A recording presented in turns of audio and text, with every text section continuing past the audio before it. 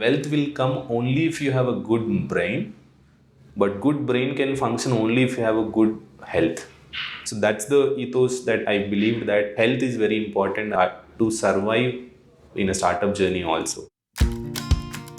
Hi, I am Sophie Vaux, and this is the Rise and Play podcast.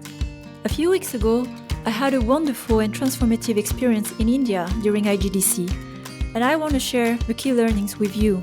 Great leadership comes from everywhere, and I want to bring perspectives from the East to the West so that we can continue learning from each other. In this special series, I am sitting down with 5 studio founders to offer a broad perspective on the gaming ecosystem in India now, ranging from early-stage companies to more mature stages, from bootstrap to VC-backed, from casual to mid-core, serving the global or the local market. Are you ready to challenge your beliefs and perception? Let's begin. Hi everyone, greetings from Bangalore. A few days before I was in Hyderabad for IGDC, and then Delhi, where I met you, Ram, for the Lumikai Insignia event. And I made it my mission to go all around, not India, but at least the gaming of India in the most main cities in Bangalore, and also visit some of the exciting studios I've met from Insignia Lumikai event, and do a deep dive a bit what is the story of some of the founders in the company, continuing on lessons, learning of leadership, and for all around the world, which is very exciting at the moment. In India, there are many companies forming, and why I chose that one today, you will hear about it. But we begin, and Ram, welcome, thanks for welcoming me to your co-working space here to record. Thank you. It is a pleasure for me to host you. I think thanks for giving me this opportunity to talk to you and explain my journey and share my vision with you. Looking forward to the call. Mm-hmm. People who probably don't know you because you are so more in stealth mode at the moment. But there's been the news actually, because I was following quite a lot gaming in general and Lumikai, an announcement that Lumikai was investing in your company QuriousBit, and it's in the news and seed round. And then I met you and we started to talk about what you're doing. So I'll let you introduce, of course, yourself in a moment. But where we connected is first also on thoughts of how to build a company, studios, where you started from, and also the focus on casual game, which is at my heart, also my own expertise, where I spent some time. So do you mind to share what your company is doing today, the name, and maybe a bit of your background before you founded QuriousBit? Yeah, my journey with QuriousBit started almost 6-7 months back. But just to give you a bit of a backstory, I think I've always wanted to start something on my own, and I had intentions of creating an institution in my lifetime. And with that passion, I worked at few startups before setting up this journey for myself. And I've learned how to make games and how to actually form teams, how to coach people to become rockstar leaders. After having such an experience, I realized that the long-term calling for myself is to do it again and then recreate something that I've learned again. Yeah, so the journey with Lumikai happened pretty interestingly. I think we were actually working on a different startup idea called mental wellness through games and for expecting couple. And when we were exploring to make games to de-stress the life of pregnancy for expecting couple, we landed in a situation where we met few investors. We shared our idea, we shared our numbers, and in the process of raising funds for that project, we ended up pivoting our model towards completely games. And Lumikai was fascinated with our idea of building casual, innovative mobile games for the world from India. Me and Shubham, my co-founder, CTO, partnered with Lumikai and general catalyst in this journey, and we've raised $2 million US. And here we are setting up our new office, a new co-working space. And we are working on a new game which is not live yet. We are very soon launching this game. Hopefully, I think we will launch in a couple of months to the broader market. Right now, the game is in a beta stage. We are testing the mechanics in house, and we are making something very casual and trying to come up with new mechanics in the puzzle genre. I get as well that you were working at Play Simple, so before where you had a lot of learnings, successful company, Indian gaming stories, with exit with MTG for I think 300 million, like a crazy amount. So you were also, what were you doing at that company before? Yeah, so my journey with Play Simple was close to 7 years. I joined the company when it was in a very small stage. I was one of the 15th or 16th employees in the company. We were working based out of a 2 BHK house, and it was a quite interesting experience for me to see how things are getting formed and how the foundation of a company getting started up. I was very thrilled, and I've learned like marketing. I've learned product development. I've done analysis myself. I've done ad monetization. I did market for one of the products called WordTrek for some time, and in the process I've built 6 word games from the scratch, 0 to 1, and I've scaled them up. And I've also taken one product under my franchise in my journey, which was built by another team, and I had transitioned that into my team, and then I've led the team. And in my abilities, I could turn around that product and stabilize the journey of that product as well. So in nutshell, I think I've done 7 games.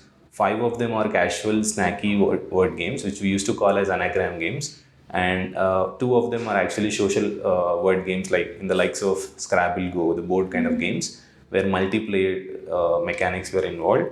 And yeah, so all 6 of them were done 0 to 1, and one was actually transition product. And in terms of business, we could create cumulatively $350 million in my lifetime. I was able to deliver through these 6-7 games, and I was able to generate more than upwards of 125 million installs cumulatively in 6.5 years across the products. And I've handled all the responsibilities of general manager, and coached multiple people into leadership roles, and set up a lot of processes from 0 to 1 to 150 million. And yeah, so I was basically handling business for Play Simple across word games. Yeah, I've also transitioned into multiple franchises in the process. So that's what I think social word games happened. And then during last 6 months, I decided to move out and then start something on my own. And let's get to that then. What was the turning point for you where you knew, okay, I'm gonna take my risk and start over and start something and let's see what happens?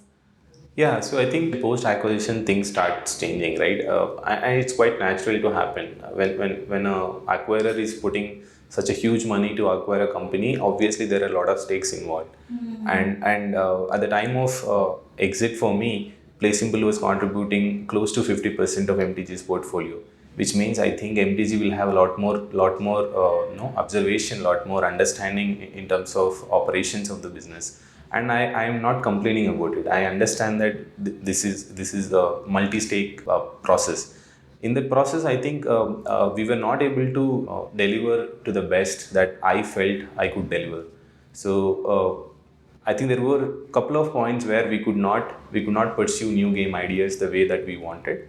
There were a couple of decisions, like in terms of team buildings, in terms of hirings and things like that, we could not do the way that we wanted. But that was not the only trigger according to me. The trigger for me was always there. I think it was just a facilitation of a personal life and a professional life for me. In fact, I think people who know me very closely used to tell me that every couple of years I used to keep finding my own trigger and then say I want to start up. But yeah, so I think post acquisition I was having a few personal side of commitments. We've recently welcomed a baby girl into our life, and we also had to manage few personal milestones. And post our family and my wife and as a family accomplishing those personal milestones, I felt I'm at a better position mentally to tackle something like starting a new company on my own. Because starting up a company is mentally a challenging task. It's a daunting task, and I need to give that kind of effort and justice to the journey that I want to start. So I think, yeah, once I managed my personal milestones, I've decided to start something my own. And it so happened that I think 2023 turned out to be that year where I start my new journey. Yeah. So we will touch on the product a bit later, but that's not why we're here today. Because when we met at Lumikai a few days ago, especially with Rise and Play, I've been very visible about that. Very fascinated about the story of founders, why they started the company, what do they focus on. And then we get to the topic of teams, where you share your thoughts, taking the learnings from your previous experience, whether it's your previous first company that you tried or from Play Simple. And then you show me your handbook, culture book. And I also started my studio with a culture book and putting into clarity what is the kind of company and the ways of working that affect your decision of who you're hiring, the ways of working, and how do you grow. And then you shared your book, the QuriousBit book, 70 pages. And then I read it this morning and a few days before. It's very thorough, very thoughtful. It touches on many things from design, mindset, process, development, hiring, offboarding as well. How do you treat performance and so on? I'm very curious how you came up with that. Was it there at the start? Was it a process? And what inspired you to put down all those thoughts in such a verbal way? Because it's very on point. I was reading it. It's very concrete and specific. It's not fancy value words, right? It's very specific and actionable. Thanks for appreciating the work that we've done, and I was actually moved by the conversation that we had at Lumikai event. The genesis of Culture Book for me was I worked in 3 companies before starting up my startup, and at every company I used to see that a lot of problems are actually people driven. I used to see that employee dissatisfaction is because of a manager maybe, or a process that was already set in place maybe, or the fundamentally not able to understand the nuances of the problem. And I've seen different stages of a company. My first company was actually a multinational company which was having more than 10,000 of employees, and I was one of them. And in a working like a compartmental kind of a job, I have realized that there is very little that you can move, very little you can change, very little you can actually create an impact at a scale.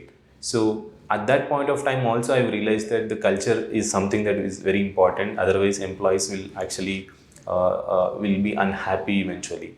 There's something called Hedgeberg theory of two-factor motivation theory.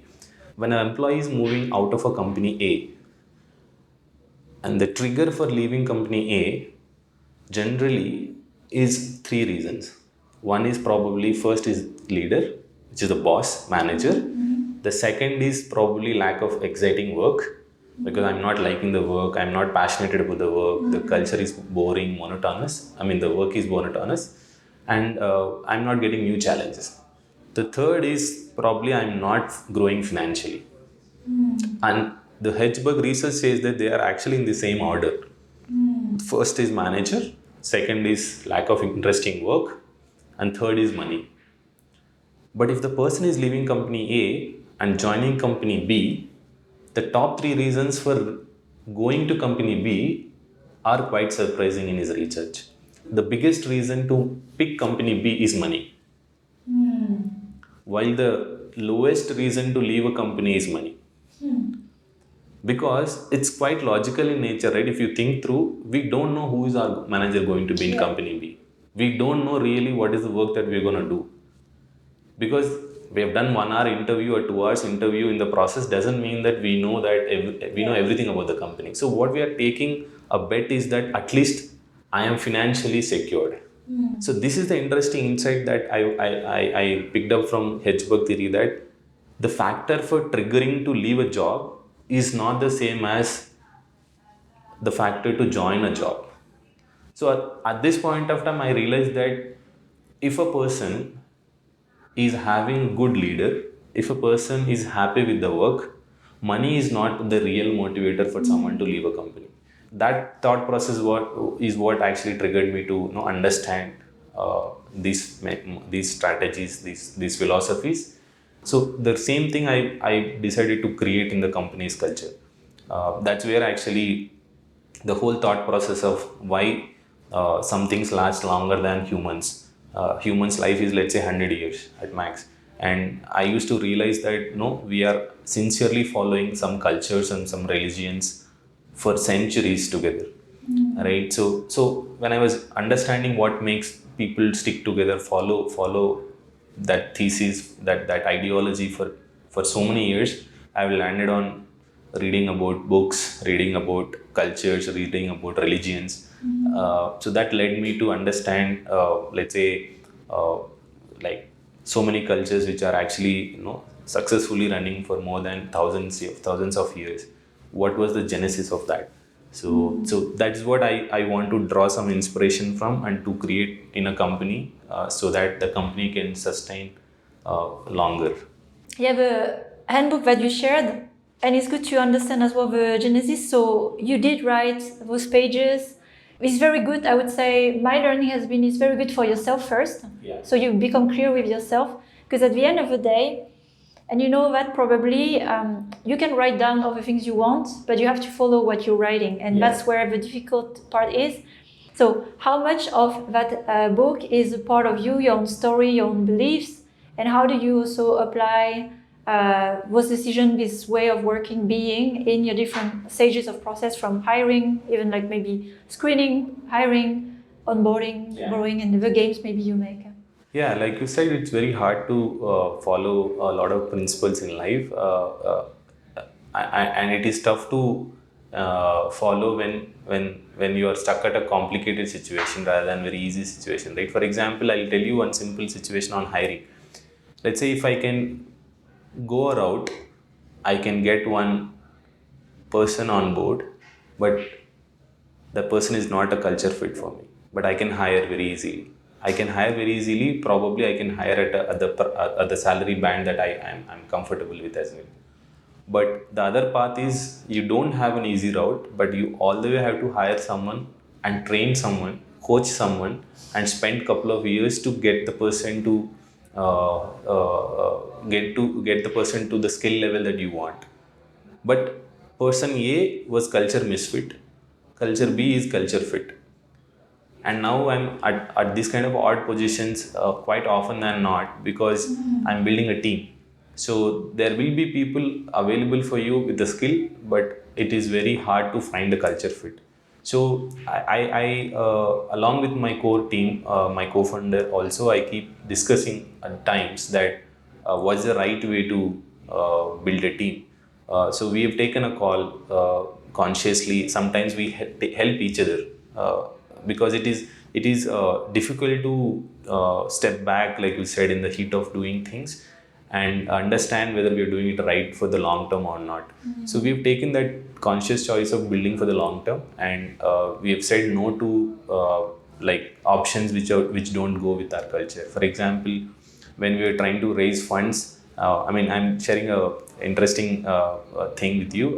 So even while raising funds also, we were cautious of whom to go with. Like irrespective of valuations, irrespective of the numbers, we've decided the investors who can go well with our value system, and whom we can trust, and whom we can get help from. Hence, I think no, it's hard.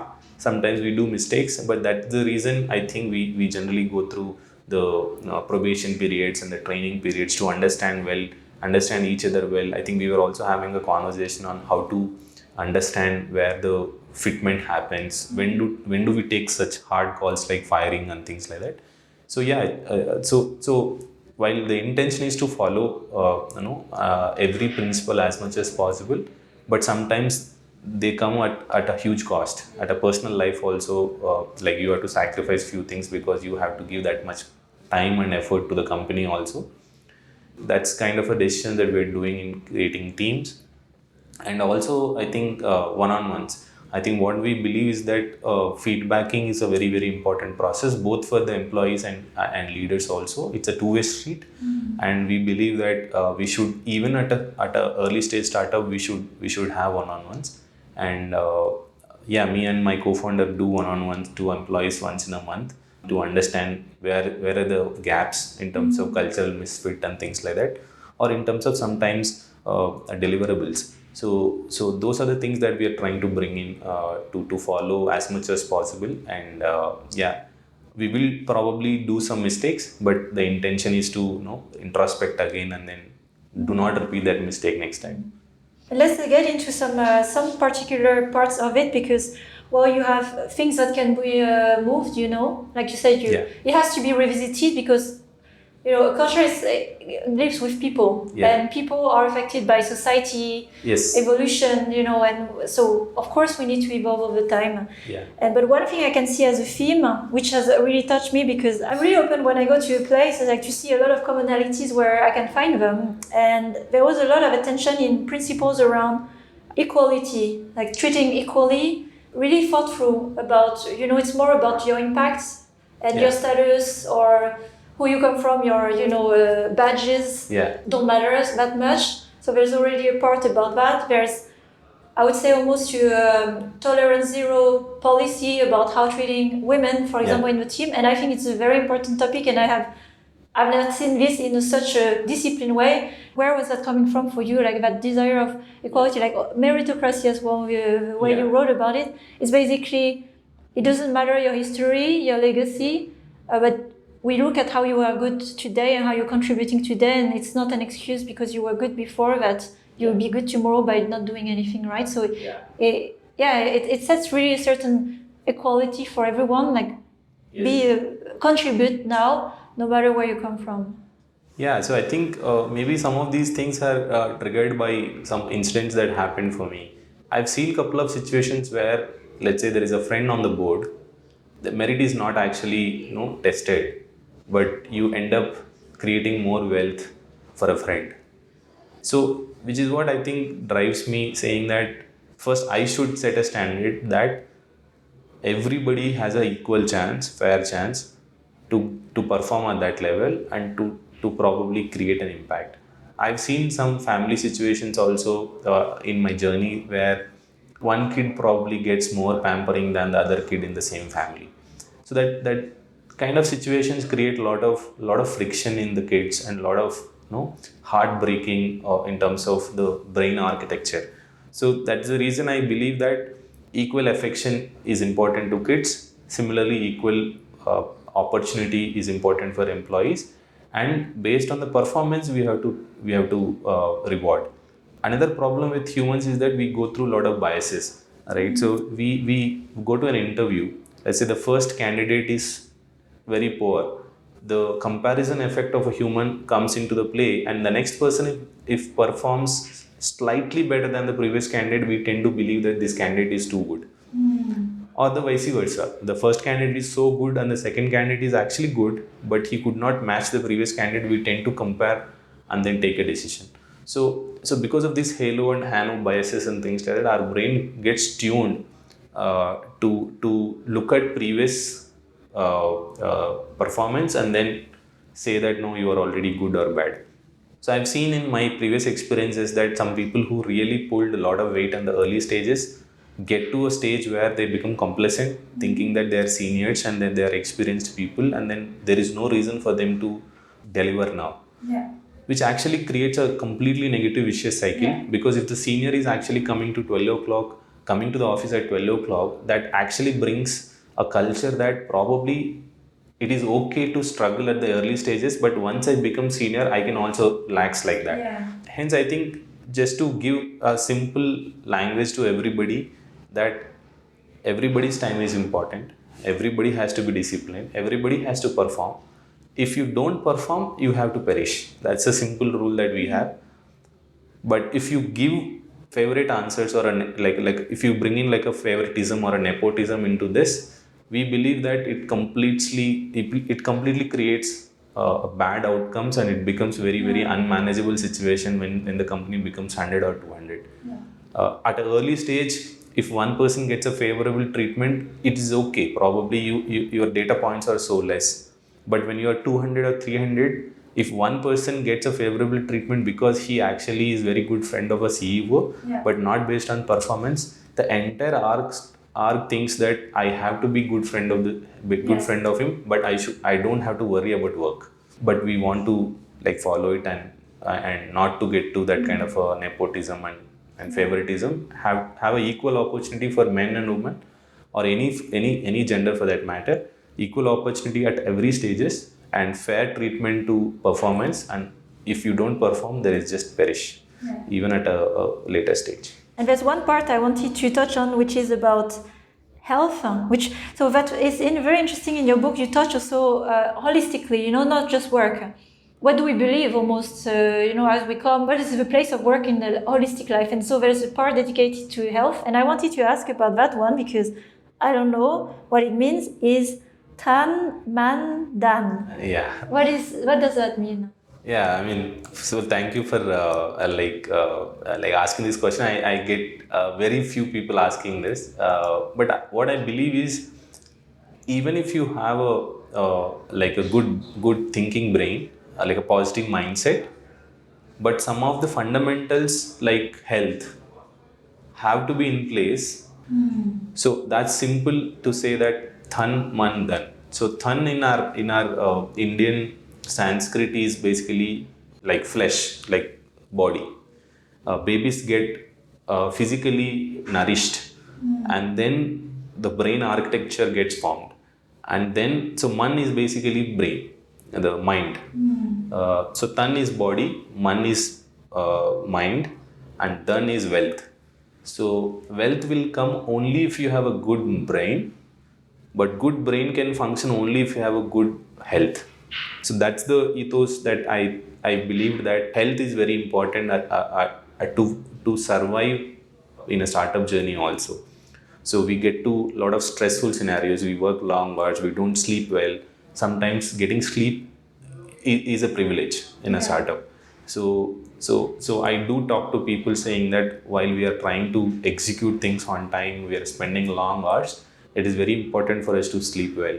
It is very important for us to not to miss breakfast and have a healthy life. Otherwise, we are looking for a short run of making a success in the startup. But what happens is, I personally went through health complications like gastritis and GERD and things like that when I was not having proper food on time.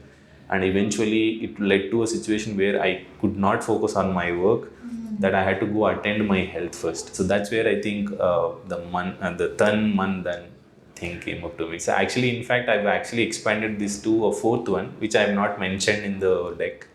So tan, which is health, man, which is mind, and dan, which is wealth. Actually, the fourth parameter is jan. So jan in our language is people. So when you create wealth, you should give it back to people. We talked a lot about the book, and I could ask a lot about it, but I think it's more for some offline conversation. I'd like to spend a bit of some minutes on the product, not to go too much into detail of what you're doing, but what led you to the choice in the second iteration then of your company to go for a casual market, maybe some observation. You're going for global markets, right? Yes. And I will ask this hard question coming from product and business. When you go for global, then you compete with global, right? So what is, despite that, still give you the conviction that you can deliver a product, that can grow big, be competitive commercially, and with the team you're building? So first of all, I think I believe, if you look at the talent available around you, so India has been a great source of art and animation talent. India has a rich talent in terms of product and analytics, and we also are very good in engineering and QA, right? I think we are also picking up on game design and production, which was the weak link, and I believe a lot of institutions like National Institute of Design and a lot of colleges are trying to solve that problem. So with that, I've noticed that there is a good availability in terms of the talent that we need to compete with the global markets in the gaming segment. The second, I think, do we have a certain expertise of understanding the global markets? So that we have achieved in the previous company. I think we've spent 6.5 to 7 years in the previous company to understand what are the demographics, what are the psychographics, what are the parameters of a global market, and what are the baselines of, let's say, customer acquisition, and what are the baselines of product and engagement, retention, monetization. We have delivered and we've understood that for last 7 years. The third one is basically, is there a real gap in the market that you want to compete with, or is this just a fancy idea that we're trying? So when we looked at a casual market, we broken down the casual market into 25 subgenres, and we believe that we only like match 3 meta, and blast meta, and word games and hidden games, hidden object games. These are the 6 categories that we are all aware across the global market, and we know the likes of Candy Crush, Gardenscapes, and Tone Blast, or let's say Lily Garden, or let's say Ooga's June's Journey, or let's say Wordscapes, or Zynga's Words with Friends, and like so on. But what we realized is that there are, like, let's say, at least 19 subcategories which we do not have classic title on. And that was the question that was, interested us, saying that why do we don't have any successful titles in these subgenres. When we ended up understanding this market, we realized that there is a lot of interest in the market, right? Like, see, we could also say that, no, probably there is no depth in those subgenres. That's why nobody is innovating, which we took a very fresh perspective to the data, and then said that, no, this is justifying that there is interest in the players, so which means the installs and the numbers are actually quite convincing, but the retention, the stickiness factors, the other metrics are not quite convincing. So which is where I think we felt we could probably solve that problem. And like I said, with the expertise that we have in the previous journey and the talent that we have in the community, we can map these two things and bring in idea which can solve to the global gap. That's the whole thesis that we started with. And yeah, we think we can definitely put up a product which is of a global standard and entertain people with the idea. And hopefully, I think we will put India in a global stage in terms of free-to-play game. That's my impression from having talked to a good landscape of companies. In those skills that you've covered, that have been acquired really by also many companies that also build offices here, like Zynga, EA Glue. Back offices. Yeah, and you had also Play Simple. One thing that I see for me as a really strong advantage is the speed of learning, the growth. It's incredible. Just in speaking few days, but the knowledge is up to date, but the speed of learning and getting there, I think that's why it might be a quite different picture already a year from now, and I look forward to seeing that more. So there's an interesting data point in India. 50% of Indian population is under 25 years. And that is the age, I think, of people can contribute, pick up new skills, and provided, we take the risk of, starting up businesses. Yeah, I see as well, like a generation of young, and they're hungry, and it's very refreshing, it's very motivating, energizing. It's also, it makes me feel really involved, although I'm not even part of some of those companies, but wanting to be part of it, it's very infectious in that sense, like that's strong energy, even from IGDC, as you saw. Exactly. All right, we will close soon this conversation. I felt like I would like to talk to you more, but not for this time today. Thoughts for the future. So where you are in your company at the moment, and what are the things you're excited about towards the end of the year? End of this year, I think our goal is to finalize our first product to market, and then make significant progress in that product, and then hopefully I think we'll get some basic baselines. All right. Anything I should have asked you that I didn't ask you? No, I think the discussion was quite intense, and I think we were in a flow. All right. So thanks everyone for tuning in from Bangalore.